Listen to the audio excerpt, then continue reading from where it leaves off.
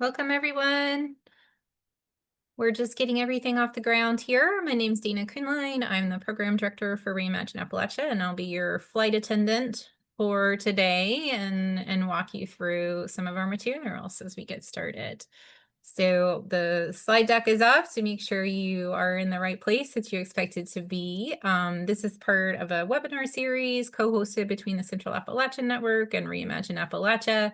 It's part of a 6-part series where we are discussing various issues that affect how our region it can adjust and become more resilient to the increasing amount of natural disasters that we're seeing in the region.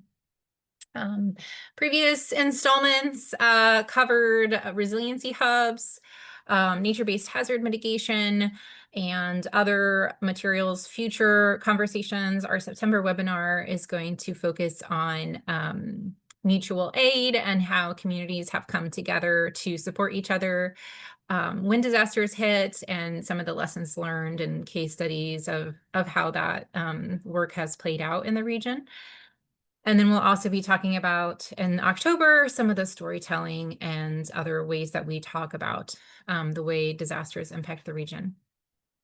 Today, as it says on the tin, we're going to be talking about a little bit of a hodgepodge of federal things. Just as we're getting started, we do have some polling questions for you all, just to get a sense of where folks are coming from, what folks are thinking about. And I believe the link to that poll, we can drop that in the chat for you all. Let me get it for you real quick.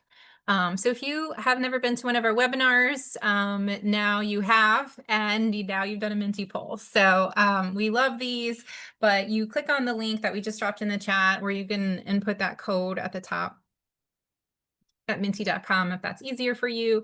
And then your answer will pop up on the screen and we get to learn a little bit about who all's in the room. And this helps us kind of know what folks are interested in, as well as helps our speakers maybe think about how they want to focus their comments as well. Just as we're getting started, we do we run these meetings so folks can chat and interact with each other. So I encourage you to do so. Thank you to Mary, who is leading the way on a fantastic introduction in the chat. Please introduce yourself, the group you work with, where you work, and if you want to share anything about kind of why you're here on the call or the type of focus that your work takes when you think about flooding and other natural disasters and how they impact Appalachia, feel free to share those as well. We've had a lot of folks answer this slide, so I'm going to move to the next one. Thanks to everybody who is introducing themselves in the chat. We love to see it. Here we're going to ask folks where they're joining us from. The poll is all buggy. Sorry, the lines aren't showing up, but I guess your numbers will just hover. So this happened last time. I don't know what I did wrong. But if folks want to share where they're from, apologize if I don't have your state on there. You can just note it in the chat for us as you're getting that in there. So a little bit about what we're focusing on today. There are a large number of federal programs that affect flooding and disaster resilience in the region. Obviously, the most obvious one is FEMA, and we're certainly going to be talking a fair bit about FEMA, but there are a lot of other federal agencies. I'm going to kind of go over that landscape in just a moment when we're done with the polls that do affect flooding in the region. So I'm really grateful for our speakers who are going to come today, who are coming today to kind of share a little slice of the different agencies and programs that folks can work with, why it's so important to have access to these agencies and have them have adequate funding, and some of the changes that we can expect. As we've noted, and there's another question in the chat, and I'll just bump up that poll link for folks to tell us kind of what, this is our last poll question for now. We'll have a few more at the end. Tell us what sector you're joining us from, what kind of work you do, and I apologize if we don't have you in there. Feel free to share it in the chat if we missed something. And I believe you can choose all 8 if you want to, because I know a lot of folks on these calls wear many hats. So we celebrate those who are coming here with from a wide variety of places. Thanks. Yeah, thank you, Liam, for upping that link. So what kind of the foundation behind these calls is a couple of years ago, we spent a lot of time asking folks questions. We did a really big listening project to create with Reimagine Appalachia, National Wildlife Federation, Appalachian Citizens Law Center, and a lot of other partners around the region to get a sense of what are some of the policy. Sorry, I must have turned drawing on the screen. So enjoy the little accidental artwork that pops up. I love it.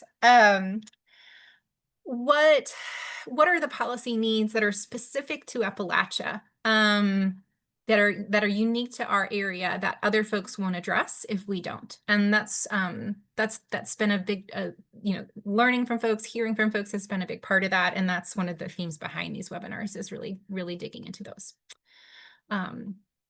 So with that in mind, this poll will stay active, so you're very welcome to continue filling that out, but I am going to switch to a brief PowerPoint to just showcase some of what came out of that research effort into getting a sense of what are the Appalachian flood policy priorities for the region. And so thanks to Brendan Muckey and Bates at Appalachian Citizens Law Center who created the foundation for this presentation. I will not take credit for how great it looks. But we came up with 4 pillars to think about, specifically when we're looking at the region and what we want to know about, and things that are unique to this region that maybe other areas that do have flooding, but they may not experience them in the same way. And that is increasing capacity to respond and recover from floods, thinking about the specific burdens that low-income households face, improving the flood mapping and data inputs, and investing in nature-based hazard mitigation. And so you'll see an efforts to some of those. This is information that you all already know, but one of the things I think about a lot in my job is how can we get the data and to tell the story of the information that is really obvious that everyone already knows, and that is that we've just seen more and more flooding in the region. When we think about this federal landscape of who is, what are the groups, when I said there is a lot, we're not going to cover all of these today, but I did want to just give a quick glance at the federal government, and we think about who in the federal government is thinking about flooding or maybe addressing chunks of those pieces of the puzzle that I just touched on. So certainly we have FEMA. There's a wide variety of FEMA programs, many of which are in flux that we're going to talk about today. There's the Department of Housing and Urban Development, or HUD, in particular, the Community Development Block Grant for disaster recovery. That has a lot to do with how our communities recover. There's the Army Corps of Engineer, which is this red logo, if you're not familiar with that logo. And they do a lot of planning assistance for flood mitigation with the idea of flood prevention. And then the USDA has a big role largely in thinking about agricultural measures that you can use to increase the absorbency and reduce the amount of flooding. We talked a lot about, and there's also the Rural Disaster Home Repair Program. So they do have they also have some rural focused programs that can help with the other economic development pieces of the puzzle. We talked a lot about those nature-based hazard mitigation strategies, which I would lump under a lot of what the USDA covers on our last webinar. So we're not going to go into detail on those today, but I just want to lift those up as a really big piece of the puzzle of just increasing the amount of water that our region absorbs as a way to mitigate the severity of the flooding that we're seeing. One of the things we're going to focus on a little bit today is under this FEMA category, and that is the flood insurance rate maps and developing risk assessment maps. And those happen alongside the support from USGS and NOAA. And we're going to hear a little bit more about USGS and NOAA today too. So that is my very quick overview of just a little bit of the kind of landscape of the federal agencies that we think about when we're thinking about flooding in the region, and how to talk about it, and how to make sure that we're making those connections between the federal level and the local level with the solutions that we want to see. With that, I am going to hand it over to Gabby Walton with CCAN to talk a little bit more about some of the specifics. Yeah, thank you, Dana. Just one moment as I share my screen. And let's go back here. Okay. So yeah, hi everyone. My name is Gabby. I work with CCAN. We're based in Maryland, in DC, and in Virginia. And today I'll be talking a little bit about state versus local disaster relief funding. So to start, I want to talk a little bit about the current situation regarding federal funding and its impacts on local emergency departments. So as many people on this call may know, also as other speakers will talk about later, a lot of the initial emergency response after a disaster is led by local, county, and state emergency response departments. So what I'm going to be going over is how the ways in which the federal government supports that, and also how they're being, local emergency departments are being impacted with all the changes that I'm going to describe about right now. For example, staffing levels on the federal level are being very strongly impacted by the current administration's changes. For example, about 20% of FEMA's permanent full-time staff, which includes roughly 1,000 workers, were expected in April to take a voluntary buyout. And by August, the Washington Post reported that FEMA had lost about 2,000 people, and the Department of Homeland Security transferred more than 100 people, mainly who were working in the Human Resources Department, to ICE. That's, as mentioned, half of FEMA's Human Resources Department and about 50 people from its security team. And earlier on, already in 2023, the Government Accountability Office had noted that FEMA was struggling to build its workforce and had fallen short of its yearly staffing targets for a variety of reasons since 2019. And it accurately forecasted that that gap continued to grow through 2024 and also now as these changes are coming through. And these staffing changes are coinciding with changes in funding, with the administration canceling BRIC funding, the Building Resilient Infrastructure in Communities program, which was very popular for states across the country. And a federal judge on Tuesday, August 5th, temporarily blocked the administration from reallocating that funding. So right now it sits in a bit of limbo, as Dana mentioned. Similarly, on July 25th, FEMA proposed cutting nearly $1 billion in grant funding to terminate the Urban Area Security Initiative, which directly goes to cities to address their resiliency for catastrophic emergencies. And it was noted in the memo where this was being proposed that it would result in a less secure nation, especially at the border and some of the nation's most targeted cities, including Miami, Washington, D.C., and Dallas. And as you can see, a lot of what I have in this slide is highlighted in red. That's because those are links. So these slides will be available after the webinar, so you guys will be able to see exactly where this information is coming from. I like to be transparent with my information, so all of this will be referenceable. So yeah, that's just a little overview of what the federal emergency management system is kind of facing on the FEMA side specifically. Namely, funding is being disrupted, staff is being cut, and that is having a direct impact on local, countywide, and state level emergency response. So to debunk a couple of maybe misunderstandings that people may have about emergency response is that local emergency responders are the first line of defense when a disaster strikes. So FEMA's assistance can actually only begin after a state requests an emergency declaration to the president, and all this is authorized through the Stafford Act. And the request has to show that the disaster is so severe that the states can't handle it on their own. So as Tom Sivak, a former FEMA administrator, reports, the disaster response already starts on the local and county level. But once they can show that they can't really handle it on their own without FEMA's assistance, that's when FEMA comes in and supports. However, FEMA also provides funding to set up local emergency management so that they can respond as the first line of defense. For example, on August 14th, Chris Helly with the Fulton County Emergency Services and Disaster Agency mentioned that the county's emergency services and disaster agency received 50% of its funding from the federal government.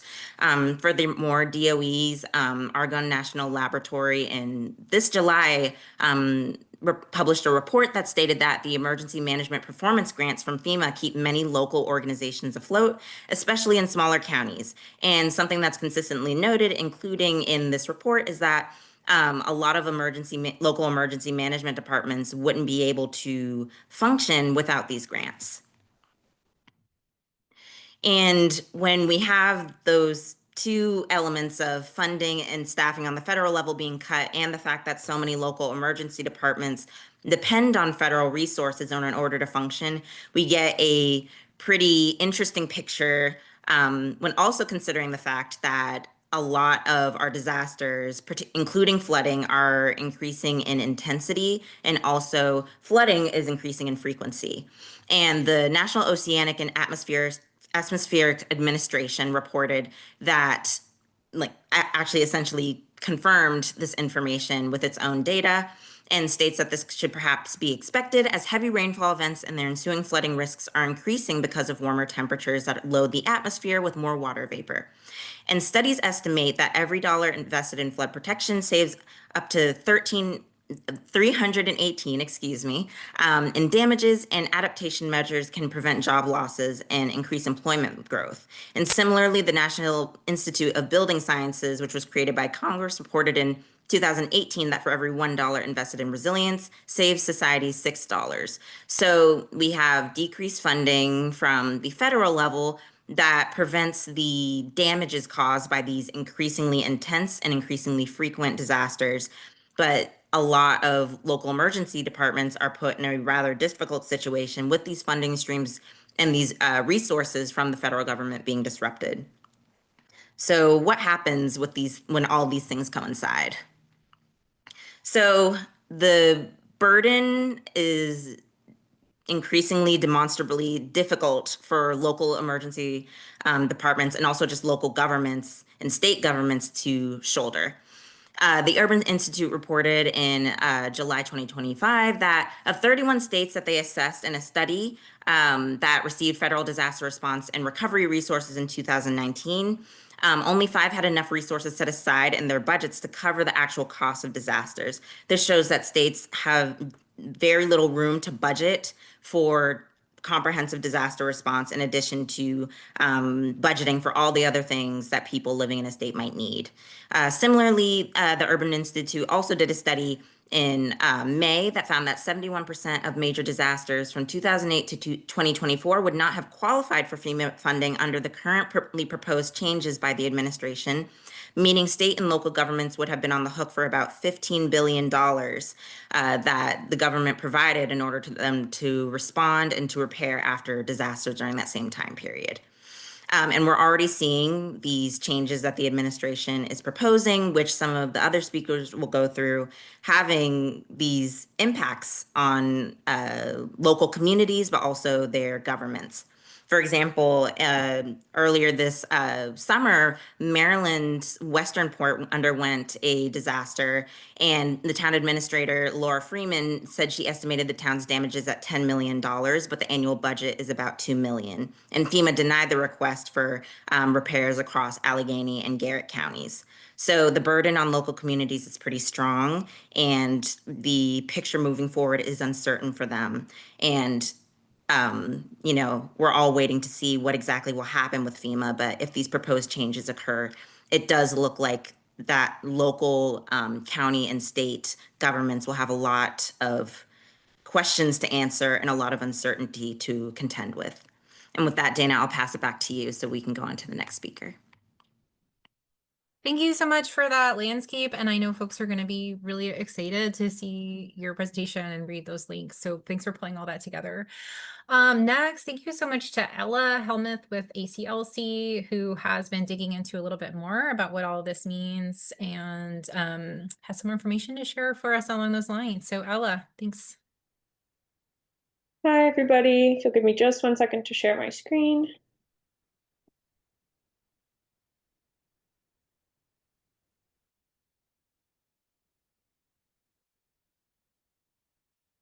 Can we see? Yes, it looks perfect. Okay, great. So I'm just going to talk a little bit about the changes and the proposed policy changes that are being made in the executive branch to disaster response and mitigation, a lot of specifics on FEMA, but also more generally. And the effects that those changes are likely to have on states like Kentucky that are lower resourced in terms of state level disaster response and preparedness capability. So I wanted to give a little bit of background. I work for the Appalachian Citizens Law Center. This was our office in 2022 after the floods that hit Eastern Kentucky. This kind of got our law center more involved in disaster policy work and the research that we do here. So that is part of the fellowship that I'm on specifically. So the Trump administration has recently announced a lot of significant changes to disaster response policy. In June, Trump announced that he was planning to dismantle FEMA entirely. We're not sure where that action stands after the recent flooding in Texas. There's been some sort of walking back of that specific action on the part of President Trump and the Homeland Security Secretary. But there have been actions towards dismantling response infrastructure that has been in place for decades, sort of ending established funding streams like Gabby was talking about with BRIC funds, and then moving federal policy from an all hazards to a risk-based approach to disaster planning. So all hazards is what FEMA has been applying since its creation. That means that you're sort of prepared for any type of disaster. You've got flexible protocols and a system that can apply to anything from a flood to a terrorist attack. The Trump administration is hoping to transition to a risk-based approach, which means they're thinking of it as more efficient. You're focusing resources just on disasters that you think are most likely to happen in the specific area. There's a lot of it's based on historical data and risk calculations that are being done by emergency managers on up the line. So the all hazards approach is sort of a be ready for anything approach, whereas risk-based is you're only preparing for what's probable, and that's what we're seeing in a lot of these documents that outline the changes that the administration is interested in making. There were also a lot of statements that proposed centralizing federal aid in the president's office other than FEMA. So you're doing distribution in that way. Unclear whether that would be a similar amount of funding or less funding, but that was the idea when they were discussing dismantling FEMA entirely after the hurricane season. So in terms of specific changes, in January, the White House established a FEMA Review Council. They asserted that the response to Hurricane Helene and other recent disasters demonstrated a major failure in response capabilities, in bureaucratic barriers, and President Trump established that council to decide what to do with FEMA. And then in March, we have this Achieving Efficiency Through State and Local Preparedness, which was an executive order that started the process of shifting responsibility from federal mitigation and response mechanisms into state and local governments. We're getting a lot of statements from federal officials about that state governments need to be taking on more of the burden in terms of disaster response and disaster planning. That's also where we first see laid out this all hazards to risk-based shift. In April, we get the BRIC program terminated. So that was FEMA's primary state pre-disaster mitigation funding. So there are programs you can apply for in the aftermath of a disaster, but that removes, much of the mitigation support that states are implementing at all. And then in June, President Trump announced his plan to dismantle FEMA after the 2025 hurricane season, and that disaster aid would come directly from the president's office going forward. So all these aspects together sort of they demonstrate this really fundamental restructuring of the disaster response framework on the federal level in the United States. We're starting to see some of these policy ideas go into effect. From April to May, we had a lot of aid denials in states that experienced disasters that would have been really atypical in the past. State officials are describing these denials as really unusual, which you're not necessarily seeing specific written policy changes that reflect those denials, but in terms of the sort of goals of the administration, you are seeing things like, Hurricane Helene extended relief was terminated. West Virginia flooding, it took much longer, and there was less aid distributed than people were anticipating. The tornadoes in Arkansas in March, same thing. And then, as Gabby talked about, we've seen a lot of leadership staff cuts, a lot of departures and buyouts for FEMA staff. Really importantly, there was no hurricane response plan published for 2025. The acting FEMA director explained that he wanted to wait for the FEMA Review Council to develop a plan, not necessarily a hurricane response plan, but he didn't want to get ahead of them. We're seeing public and individual aid programs just be reduced. People are getting less funding.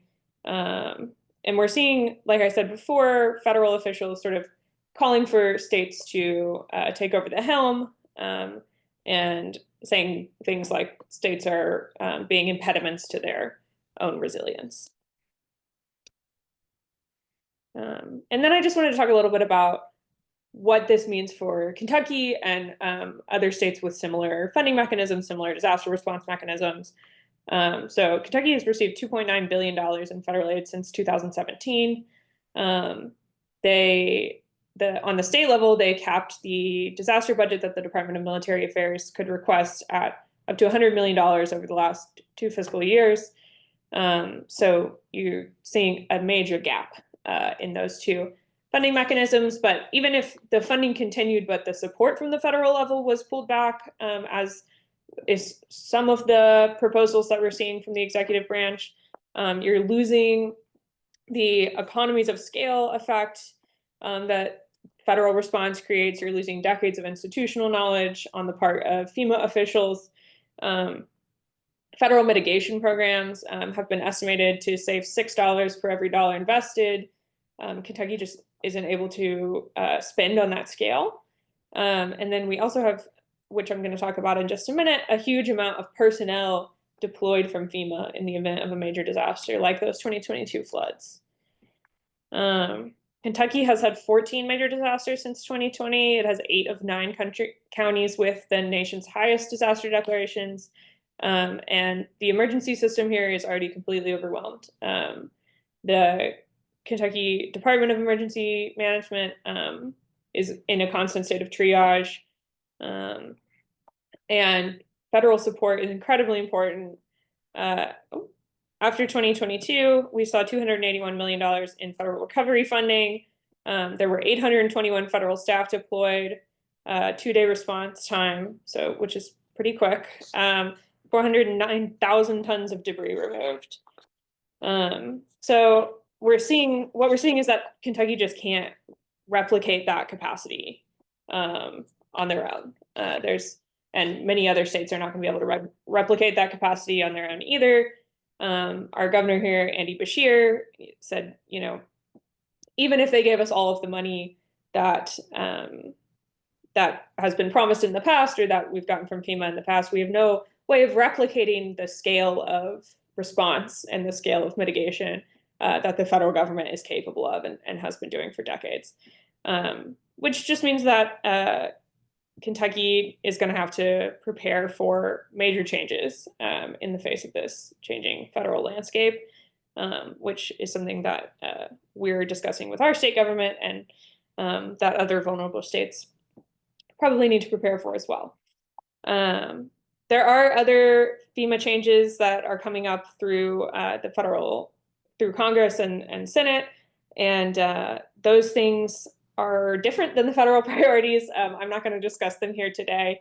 It's tough to say who's going to come out on top there, but just as a note, there is legislation coming up, which would also make major changes to FEMA. And I will turn it back over to Dana. Thank you all so much. Thank you so much. We're going to shift tone a little bit or scale maybe. If folks have questions for Ella and Gabby, we're gonna hold those.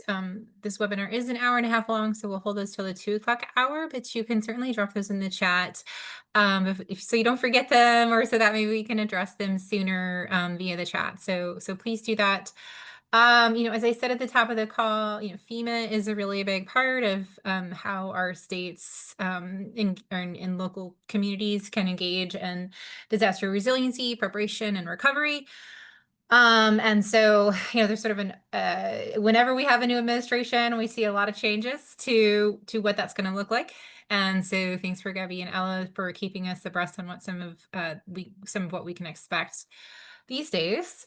Now we're going to shift to another federal agency, which is the USGS, and thinking more about some of that. What do our communities need to know, and how can we learn more? So, Pete, I am so happy you were able to join us, and I am going to stop trying to tell people what you are going to say and just let you say it for yourself. So. Yeah, well, thank you, and good afternoon, everybody. I'll shift gears a little bit. Talk about something that I guess has been in place for a long time. Actually, it's a resource that's been available. The USGS. I'm the acting director for the USGS Ohio, Indiana, Kentucky Water Science Center. For those that don't know me already. So a little about USGS. It's amazing a lot of people don't know who we are, but USGS was created in 1879, and the water side of USGS was created in 1888 with what they called the irrigation survey back then. I won't read the slide, but USGS is the science arm of the Department of the Interior. So USGS says we are non-regulatory, and we're that way by design, just to maintain the trust and integrity of the science, right? So we're non-regulatory, and we're the primary federal source for science-based information on ecosystems, land use, energy and mineral resources. We have folks looking for rare earth elements, critical minerals, natural hazards, and water use, water availability, the flooding issues we'll talk about here, and updated maps and images. I'm sure everybody has used Google Earth. You'll see, a lot of the imagery is from USGS.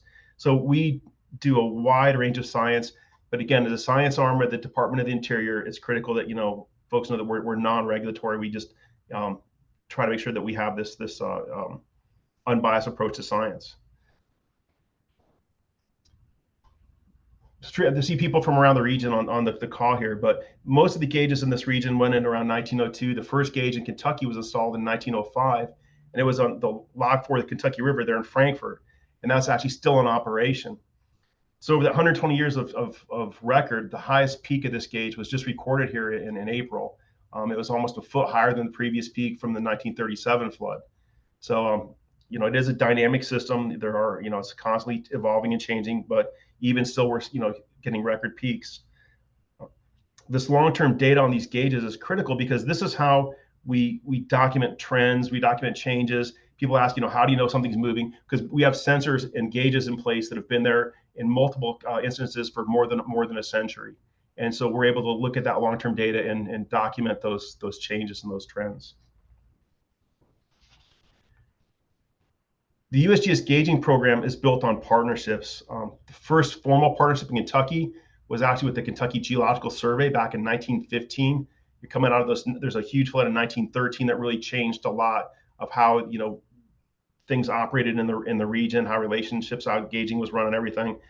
But it was made. I think at the first agreement we were changing, like it was $100 a side. We each kicked in $100 to run gauges back in 1915.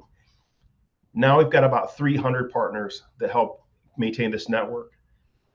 Some of there's a few of the logos down below, but that's just a fraction of them.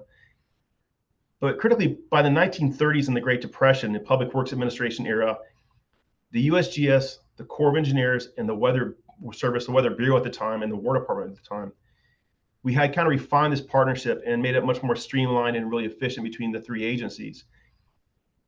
We divvied it up. So USGS really did the science and data, the Corps of Engineers did the engineering, flood control, navigation, and the Weather Service really focused on the forecasting. It worked out really well. The efficiency is really still in place today. The three agencies are very, very much connected administratively, operationally. You'll notice that my office is in Louisville. This office opened in April of 1938. But the reason we're in Louisville rather than Frankfurt is because we aligned our missions with the Corps of Engineers at the time. So these agencies the missions are streamlined. We work very well together and coordinate. If there's a flood, we have boats down below flood control structures, radioing real-time discharge back to the Corps to maintain the dams. We're radioing that data back to the Weather Service to update the forecast. And it's this big circular loop of how the system works during floods. Gauges in general, they're used for all kinds of things. It's amazing that the utility out there. I mean, we have monitoring temperatures coming into and out of nuclear power plants. It's amazing. But we have flood forecasting, we have water use, ecological monitoring, like for industry uses them. We have a lot of industrial partners, endangered species, nutrient loads, used a lot for the operation of locks, dams, flood control reservoirs, navigation on inland waterways. The barges moving up and down the Ohio depend on USGS data to get through the locks and dams. They get by the Hickman hard point down there if you're familiar with the river system. We use a lot for emergency management, road closures. Recently on these last floods for evacuations of communities, Frankfurt, Silver Grove, those communities used our gauge data as well as some flood inundation maps that we had produced to affect evacuations of some communities who are at risk. And then infrastructure design and monitoring. Really, the Louisville Water Company system was built off, data that we provided and science with them. We helped the Corps of Engineers design the flood control. Our data went into the engineering, the flood control structures, and across the region, and so forth. So they're very useful for multiple fronts. If we look at it now, this is kind of the network we have in place today. There's around 11,600 real-time USGS stream gauging stations. What's the critical part about these gauges right now we have is that all across the country, they're all operated the same way. So there's a standardization, right? You're not comparing apples to oranges. You can compare a gauge in Ottumwa, Iowa to a gauge in Louisville, Kentucky, and they're going to be operated and be producing the same metadata, very comparable, when you're looking at flows. And that's critical when you're looking at a large network. Local data that we have in Kentucky are scaled up into regional and national context and puts it, really in context of what's happening around the local area, not just in, say, one community.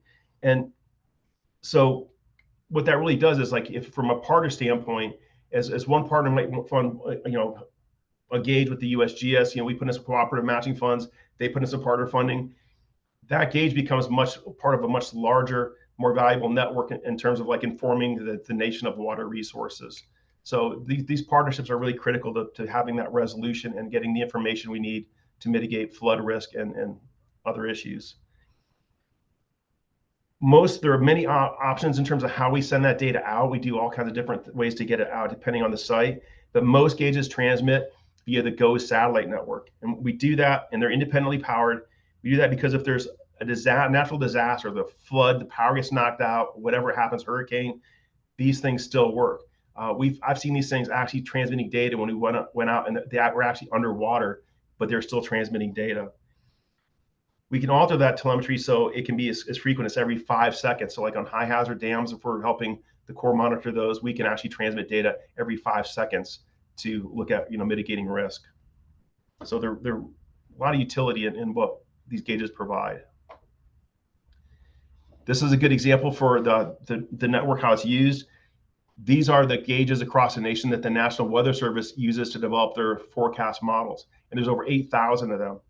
So again, looking back to that partnership, and the same thing is really for the Corps of Engineers for flood control and navigation.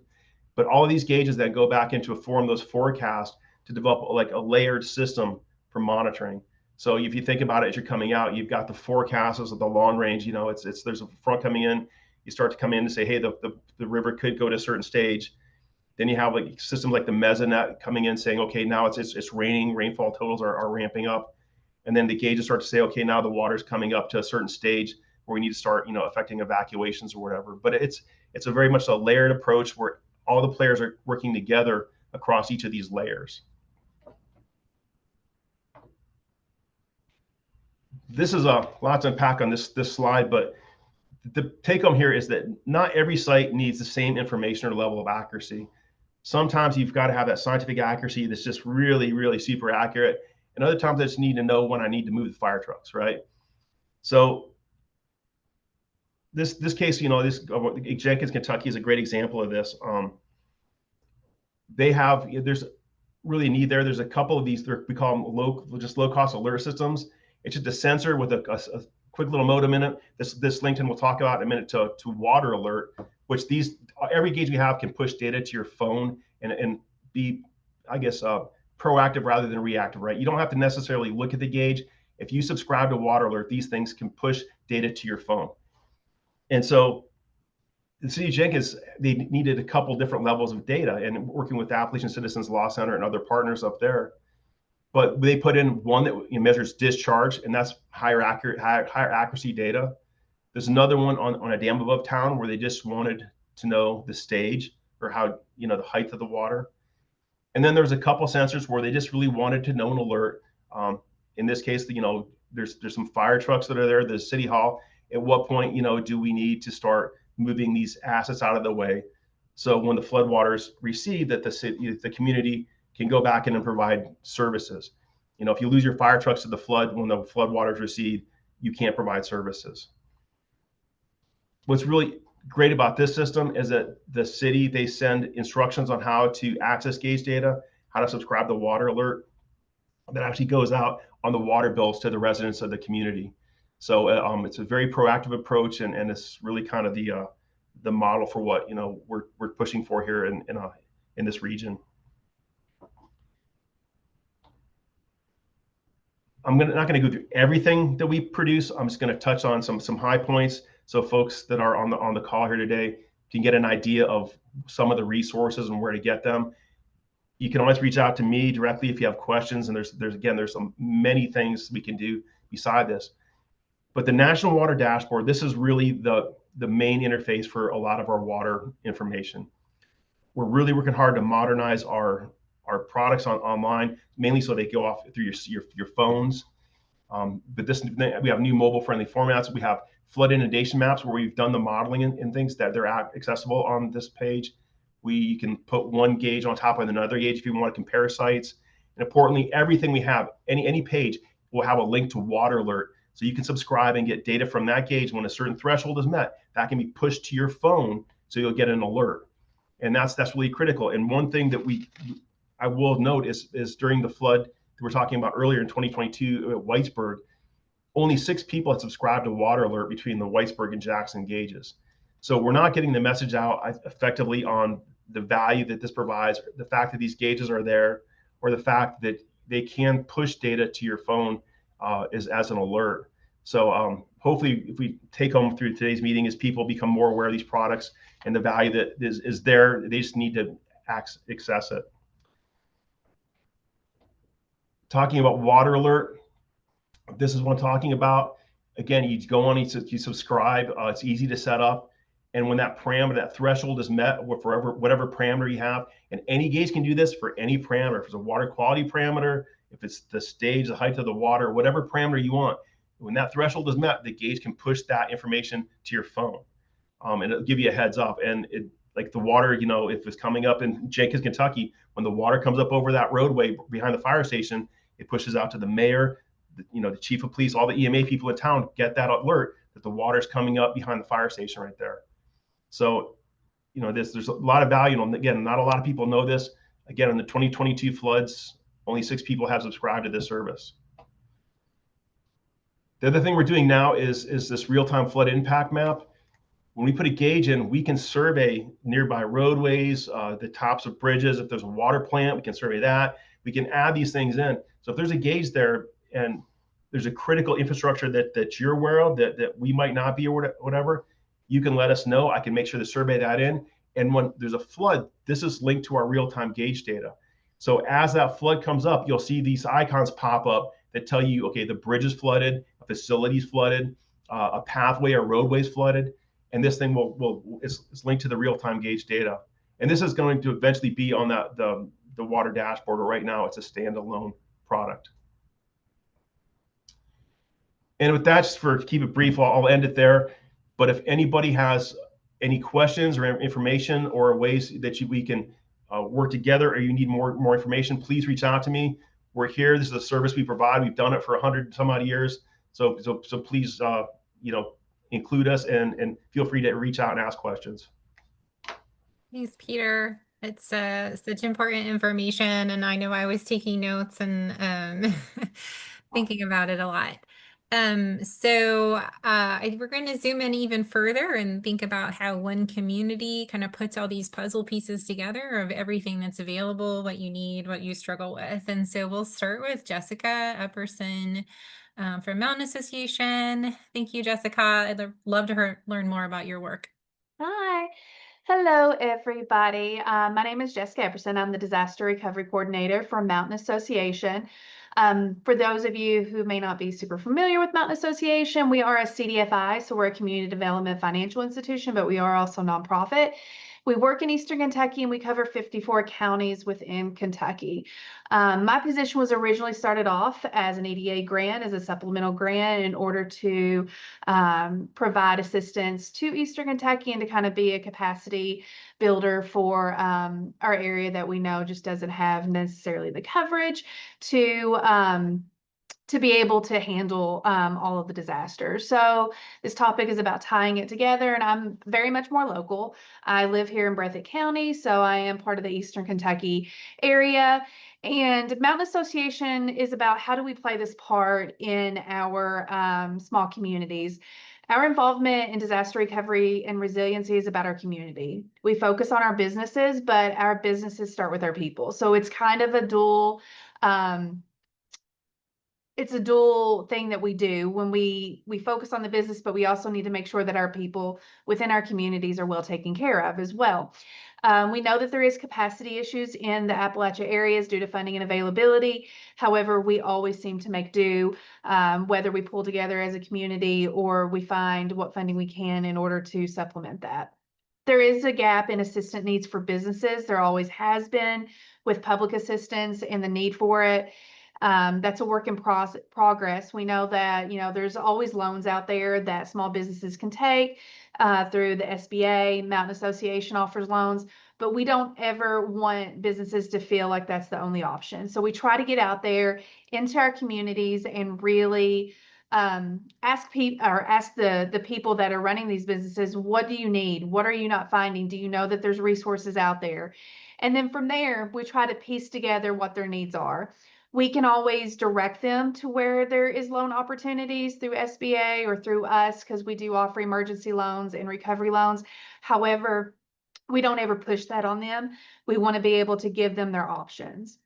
And we know with a lot of businesses, especially business owners, they tend to take out of their own pockets to be able to get back up on their feet. They usually pull out of their retirement, they'll pull out of their savings.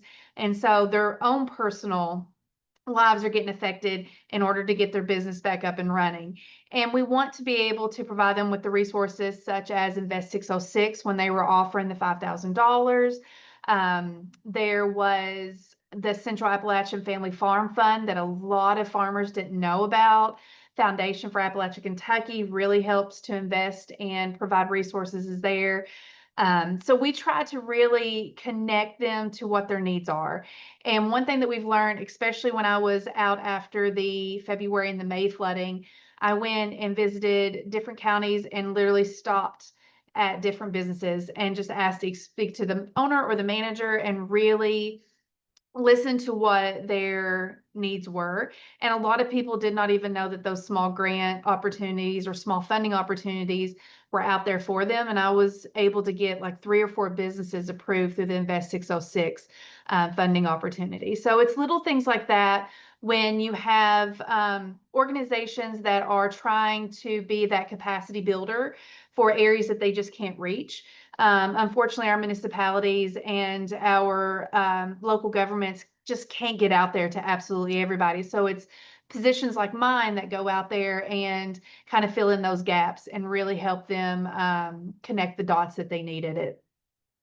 We, as Mountain Association, felt that there was also a need for small businesses to have the opportunity to prepare for disaster. And we created workshops that this summer that allowed small businesses to come in and speak to both legal as well as myself. And we connected them with one-on-one consultation with legal aid. And then we also gave them the tools in order for them to help them write a disaster preparedness plan and a response plan.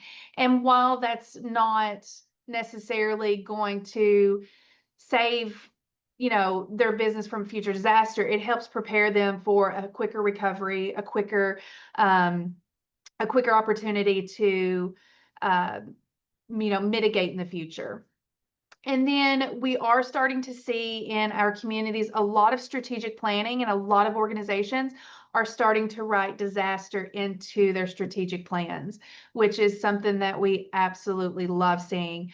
Mountain Association has focused a lot of their 5-year strategic plan on disaster resiliency and recovery and mitigation for the communities. And we're seeing others do that as well. And that's what we need more of within our communities, is seeing that being written into the community itself, those type of plans. And our hope is to one day have more time to mitigate instead of recover. I mean, that's just our ultimate goal. We've had 6 major disasters in Kentucky, I think, within a 4 to 5 year time span. We had the Mayfields, we had 4595, which was the 2021 flooding, 4664, and then we had the 4860, which was our February, and then we had the 4864, which was our May, and then our recent tornado in London. So there is definitely a pattern. We're seeing more than one disaster per year, and our goal, at the end of the day, is we want to spend more time on preparing instead of recovering, because we are doing a lot of that. So once we get to that place, we know that we're making progress within our communities, and we can continue to push for less damage.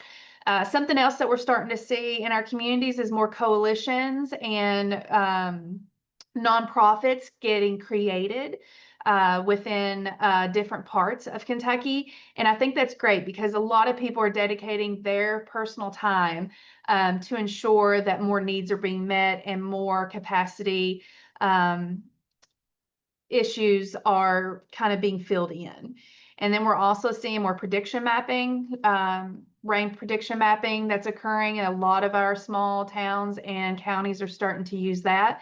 So those are really big things that we're really pushing for here in Eastern Kentucky, is to really see that change occur, whether it happens slowly or we see it quickly. We want to see that change, not just within a government level, but we want to see it on a much more smaller scale. I know we're on short time right now, so I'll give that back over to Dana. Thank you so much. It's so great to hear about your work, and I think it's so helpful for folks to just hear from each other and folks who have similar goals to you. And I love the way you talked about spending more time in prevention and less time in recovery. It's such a great motto. And then in a similar way, we're going to hear from Mary Ellen Ramage next, from the borough of Etna in Pennsylvania. So we're hearing a little bit about how businesses can prepare, but let's hear about towns, how towns approach these puzzles. What are the puzzles you're approaching, Mary Ellen, and what have you learned? Hi, I'm Mary Ellen Ramage. I'm the borough manager in Etna, and we're a tiny little town, 8 square tenths of a mile. We're in a 67 square mile watershed. So think about that, 67 square miles drain into 0.8 tenths of a square mile. So that's a lot of water. So flooding has always been an issue, stormwater.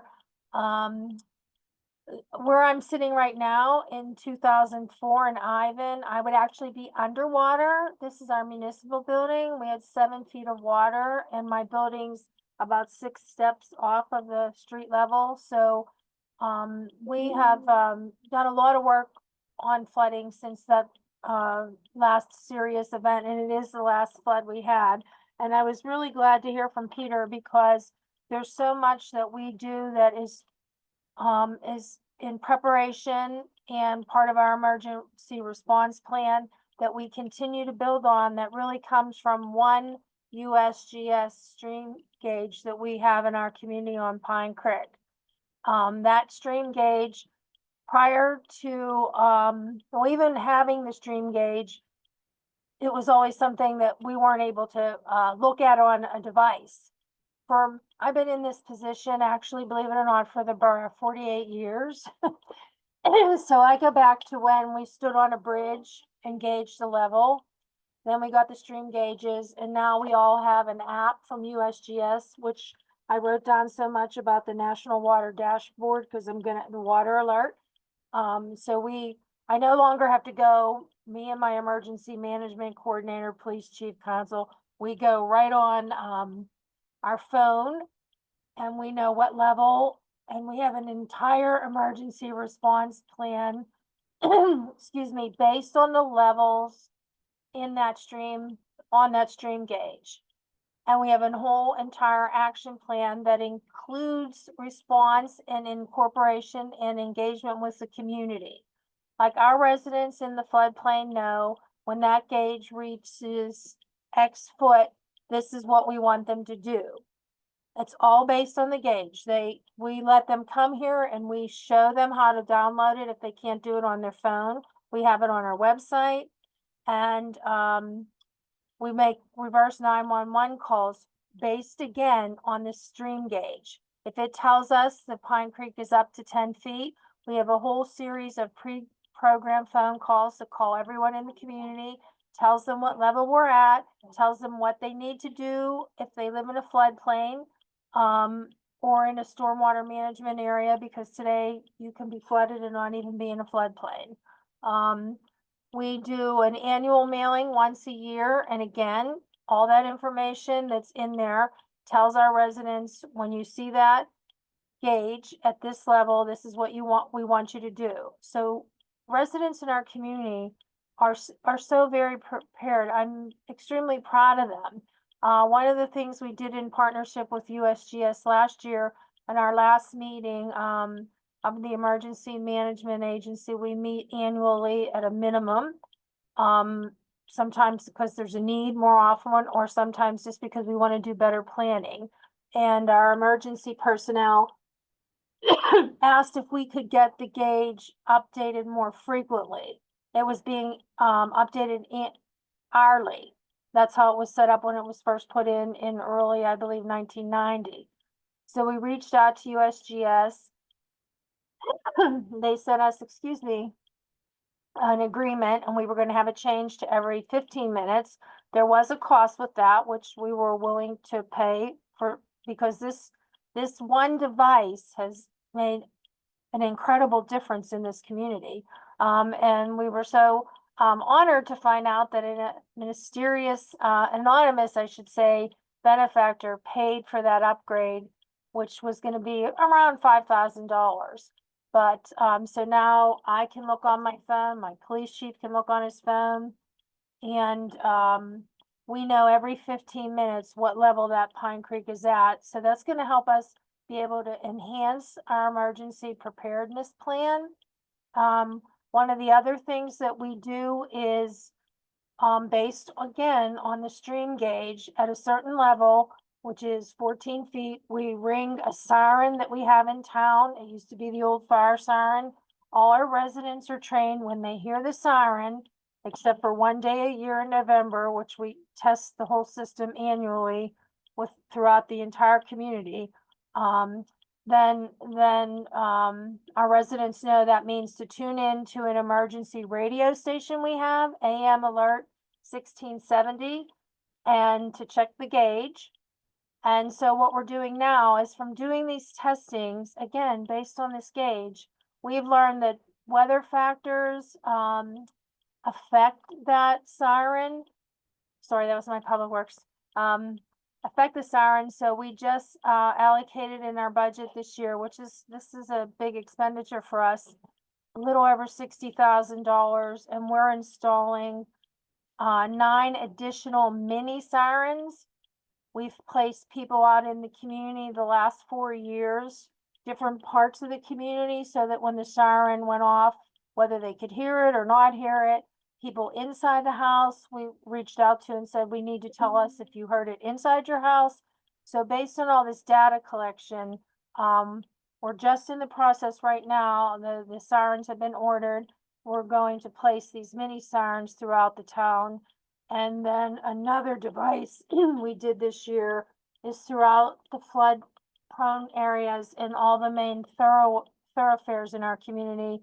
We installed a flashing light system, and those are tested on the emergency preparedness day as well. Emergency warning system test day. My road crew, the siren is rung, my road crew immediately goes out, turns all these devices on, which are these blinking flashers all along main roads that say there's an emergency happening, please tune to AM 1670. I can't speak enough about the gauges. I think this, we weren't aware of the water alert. I think my residents would love that because I actually, as I said, we have people that know. You'll see it on social media. The gauge is at 10 feet. You should start taking stuff out of your basement. Like we have different messages at different levels. It's at a certain level, 12 feet, we say, please move your car out of the area. And then we have what is our evacuation call, which is when it overtops 14 feet. So USGS has been a wonderful partner with us, as well as the Army Corps of Engineers. Again, they have been instrumental in helping our community as well with these various programs and really helping us to enhance, because we really believe, and someone else said it here today. I'm sorry, I had to tune in a little bit late. We're shorthanded here, but that having your residents prepared is probably, because there are some disasters you're just never going to be able to mitigate. Geographically, where we're at the bottom of this watershed, since the 2004 flood, we have probably in grant funding invested a little over $8 million in various stormwater management, flood retention facilities, and devices like the sirens is our newest thing, our mini sirens, because we have learned that our people, they're very, very educated. They let they'll, even people that you didn't have on the list to be one of your test cases, will call and say, I heard it, or I didn't hear it. So we send that newsletter out to all the businesses and residents every year so that they're familiar with the system. We do a special mailing for our businesses. We were talking earlier about business preparedness, and we have a whole series of information on how they can protect their hardware, software, where their insurance contacts are, all those things, so that when an emergency happens, those things are what they get a hold of first, so that they can have a continuance of business, because that's critical to a small mom and pop business. They can't be, starting from scratch all over, because there's probably going to be some response and recovery from what they've gone through. And so much of our lives now are technology based that we push really helping them learn how to protect those resources that they have. I think I got everything in there. I was trying to talk really fast. One of the other things I do want to talk about, community rating system. Aetna is a community rating system community, which is a voluntary program sponsored by the National Flood Insurance Program and FEMA. It helps with insurance rates. If you do certain activities, you're able to lower the insurance rates, and flood insurance right now is really high. They took they had a discount that goes back to like 1950 something. The federal government has removed that, so rates have gone up. If you're a community that participates in the community rating system, through certain kinds of practices and programs, you can reduce their ISO rating, which is what the rates are based on. And currently our residents, we've gone down 3 classes because of all these activities that we've done. And all of our residents get a 15% discount annually on their flood insurance. So that's another program that is a resource as well. for helping to keep it as affordable as you possibly can.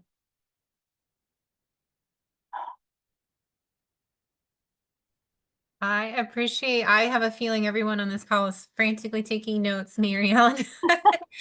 And thank you for just making time in your day. I know it's a wild day for you and how many things. And I did share an article bragging on the legacy of your fantastic work in your community. So just so you know, been bragging on you in the comments there if you missed it.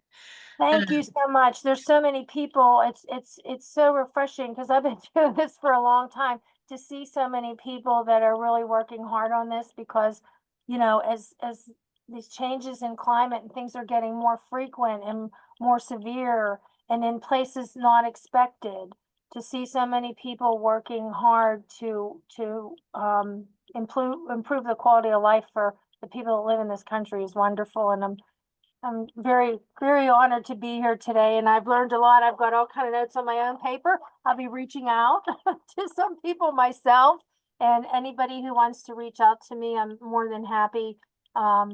That's meramage@etnaborough.org, and Dana can send you my contact. I'll be happy to help you. I Thank will. you. And one of the things, so we'll move on to our last and final speaker before we do Q&A. I do see questions going in the chat, which is great. Please, please continue those. And then we'll be hearing from Della. And one of the things Mary Ellen mentioned was that they have had to raise a lot of money to implement these really important measures that she's been leading on. And Della is going to talk a little bit about some of the strategies for that money.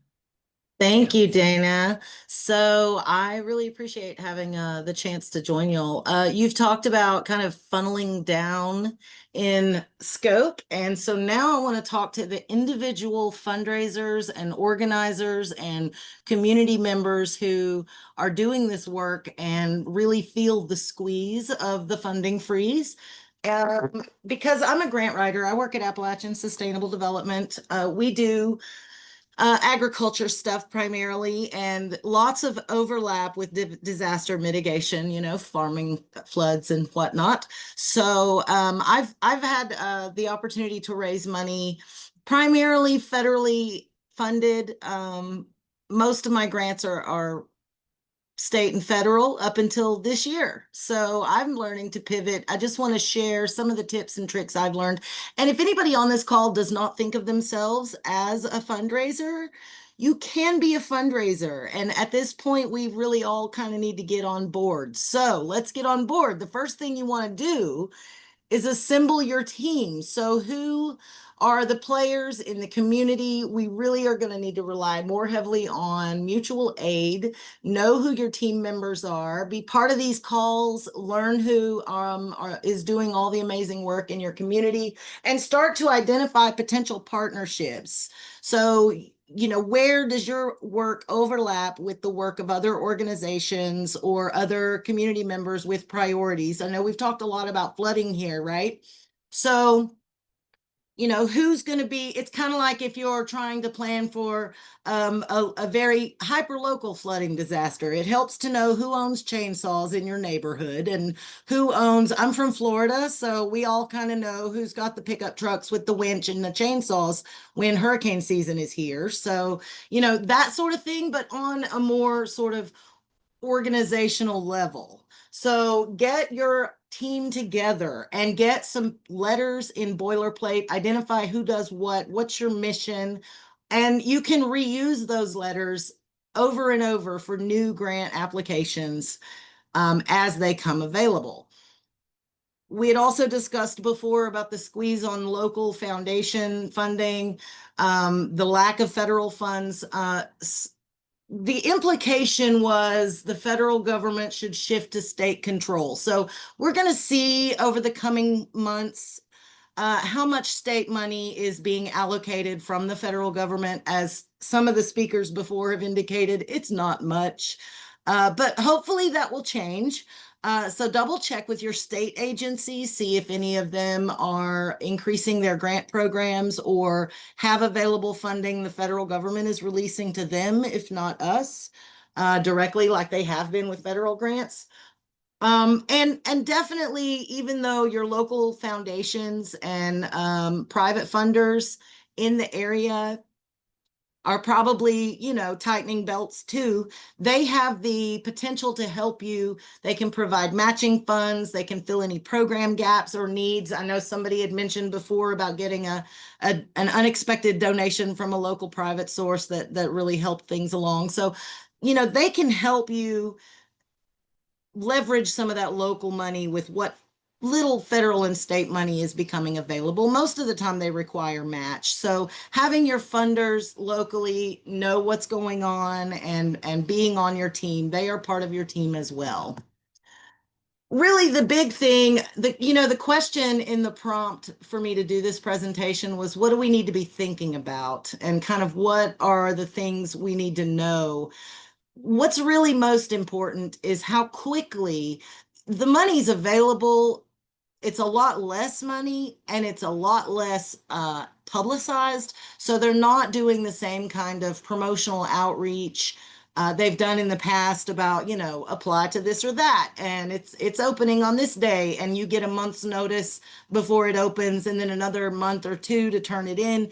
That's not happening. You get 3 weeks. They're not going to announce it at all. You got to be going on the grants.gov, refresh your page, stack it by date due, because you're going to know which ones are coming in fast and gone just as fast. So if you blink, you'll miss it. Stay up to date. If they have an opportunity to subscribe to alerts like the USDA alerts, and they'll email you when something happens, it's just not as much notice and it's not as much money. So what you want to do is make sure you have identified ahead of time all the needs in your community. If you say, okay, this neighborhood, you've used your awesome GIS that we learned about today and the cool early response updates, and you notice the same neighborhood keeps getting nearly flooded every single time. Maybe your community activities include distributing 10 sandbags per household on this one block that kind of constantly is getting right up to the door, so they can have something ready to go on their door. You know what I mean? Your activities and the list of supplies you need, have that ready, because when the grants open up, they are not open very long. So you need to know what you need, how much it's going to cost, who's going to do it, what are you going to do, have all of your content for these grants ready to plug and play, right? So mostly I wanted to give a pep talk because it's really hard to stay positive these days. So the crux of my pep talk is this too shall pass. We are doing amazing work in terms of years, but the work we're doing affects millions of years. And I'm told my internet connection is unstable. So if I blink out, I'm sorry in advance. You can hear you. Okay, great. So just know that you're not begging for money. Okay. You are the work of creating society. You are asking for an investment in local resilience, and it's worth it. And just keep up the good work and don't give up. So that's really the takeaway I want y'all to have. The law is on our side. We are winning cases left and right on the federal funding freeze. So keep up the good work. And yeah, y'all feel free to email me if you have any questions. The work will never stop. So we have job security at least. But y'all holler at me if you need anything, or if you want to apply to something and don't really know where to start because you're brand new. I'm happy to help. And that's all I got. I appreciate you, Della, and appreciate Thanks, all Dana. appreciate all the other speakers. The chat has been quite active. There are a fair few questions about some of the stream gauge specifics. I wonder, Pete, if it looks like you've been following along some of those. If you want to maybe address, maybe kind of come on camera again and address a couple of them in one, might be more efficient than all the, yeah. Sure. Yeah. So there's some questions popped in about, for stream gauges, how to set them up. Really just shoot me an email. I think my email is I put it in the chat, but you feel free to share it on my slide there. we have cooperative matching funds and some other resources that we can bring to bear until they're depleted, so we can help offset some of the costs and whenever possible. It kind of depends. It's kind of first come first serve basis until those cooperative matching funds are expended. But we have some abilities to work on that end. In terms of the systems employed, there's some discussion about the flashiness of some of the streams in the west. Arroyos out west, some of the canyons, you see that they literally comes down as a wall of water. So we look at the systems. They look at how flashy these streams are versus called latency. How fast the data has to be, and it's a kind of a trade-off. How quick it is. Whether we're going to use, like, say, cell telemetry or satellite telemetry, looking at how fast the data has to get there. Some of the places, like, say, out west, I put a system in a pueblo in New Mexico. It's very flashy on an arroyo below this pueblo, and so we were actually keying that off of precipitation data rather than stage, because I couldn't get the data back fast enough on stage. So we evaluate conditions when we're looking at setting these things up to figure out what best serves the community, and what technology we need to employ, what data we need. And every site's a little bit different, we're all hydrologists and scientists, so we kind of look at that. But if somebody's interested in a gauge, myself, I see David Kidd is on here. He's our Williamsburg, Kentucky office chief. David runs, we have they're lower cost alert systems. The operation maintenance on these right now it's $1,500 a year. It's basically about the same as an ADT or Vivint home security system. We're trying to really keep the labor costs and everything down in the back end, because these aren't scientific grade gauges, right? They're not used for computing trends and loads. They're literally just an alert to say the water is coming up to some critical threshold. That's all they're doing. Very binary, yes, no kind of data. So those gauges are cheap, and then they range all the way up to what we call super gauges, which are full on, autonomous water quality labs on the river, and they can cost you $100,000 a year to run. So there's this whole range of what products and services are offered depending on the need of the community. Again, like I noted, Jenkins, they have a discharge gauge that computes discharge in cubic feet per second. They have a stage gauge, which is height of the water, and they also have two just alert gauges that are just, hey, the water's come over the road. And those are those ones that are $1,500 a year to run. So just reach out to us, and we can help set things up. We look at conditions and whatever shakes out, we'd be happy to talk to you and help look at the community and just help guide you as just scientists and federal servants. We're here to help you. That's our job. Thanks, Pete. Thanks, David, too, for being here. You want to share your info in the chat or anything?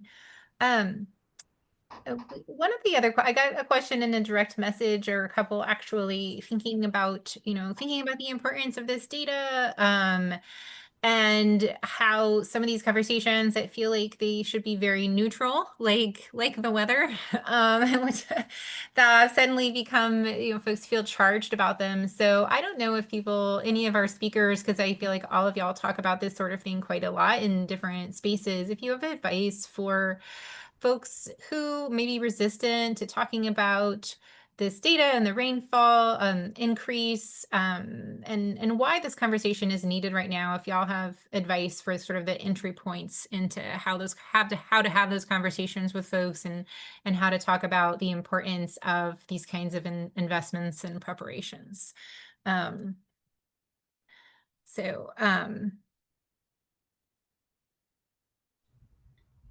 Yeah, go ahead, Pete. I know you talk to all kinds of folks in the course of your work, so I'd love to hear from you. And then, Jessica, other folks, happy to hear from other speakers as well.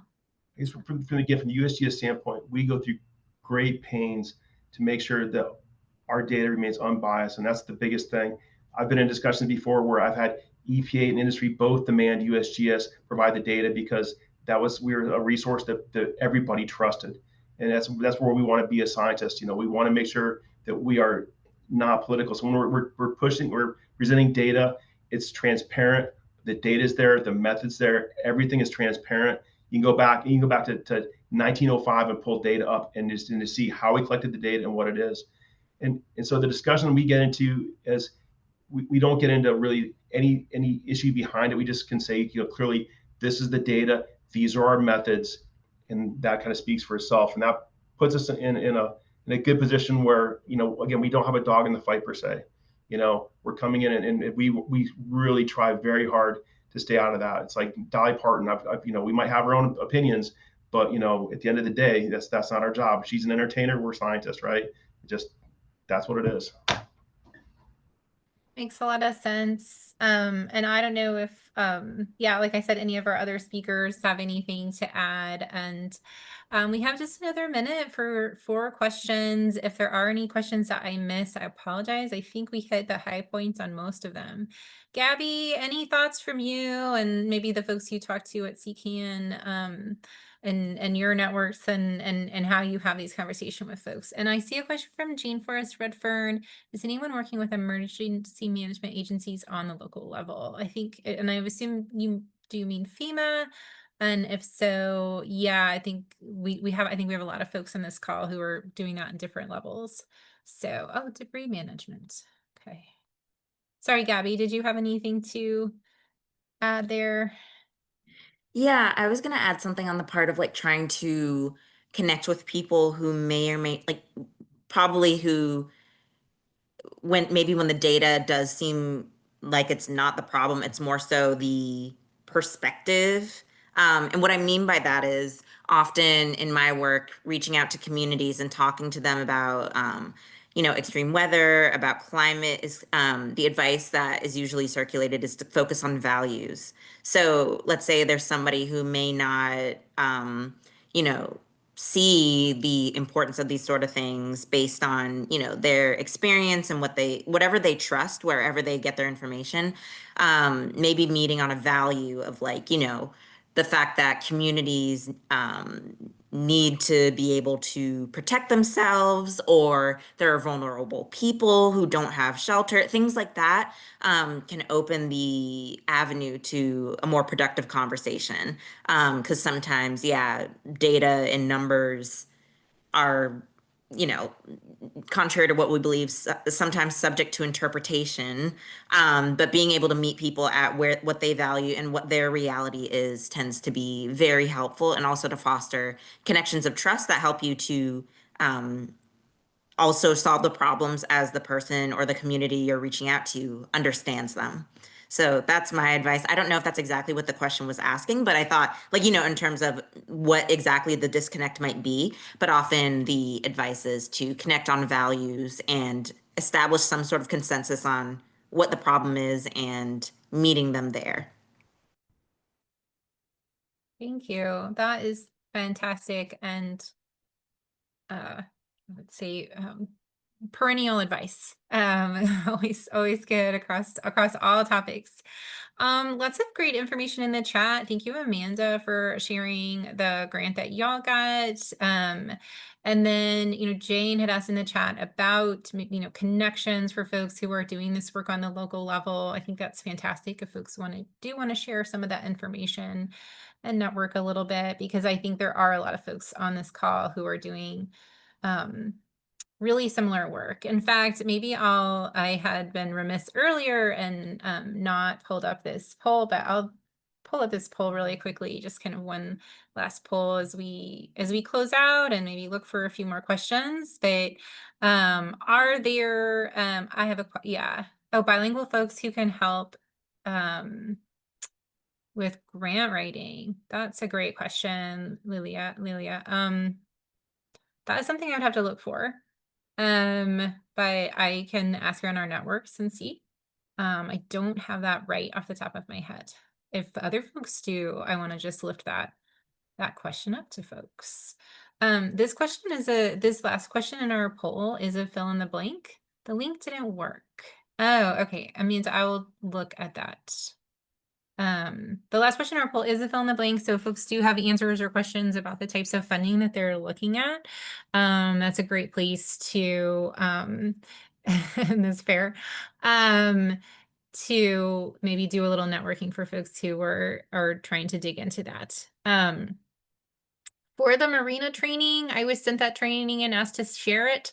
I will make sure to get that link updated and shared around when we send the email out to folks who registered.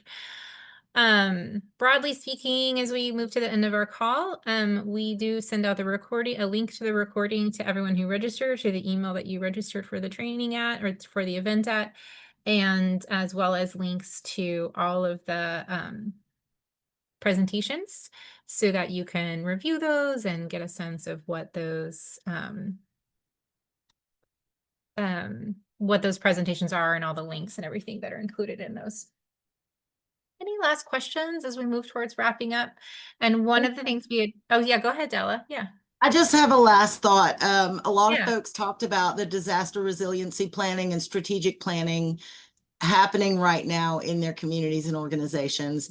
You can pull lots of content to fill in grant applications from those, and then you're aligning your funding request with your community strategic plan. So that's just a little pro tip to not reinvent the wheel. I love that. Yeah, I think no one has the time to reinvent the wheel around here. Everybody's too busy. So I appreciate that advice and general advice to help us do that. I love this focus on state level programs, and I was saying a minute ago we had talked about trying to maybe find some space on this for state level programs, and it was something that we just didn't have the research to do. But if y'all are interested, if folks have that information and want to reach out to me, maybe that could be a topic for a future webinar, is going through what some of these state level opportunities for advocacy and engagement around all these topics that we talked about so far in this webinar. So that's a great topic for future conversations, I think. We need them for all the states, Stella. So that is where it gets tricky when we talk about multi-states, but there is so much great work going on.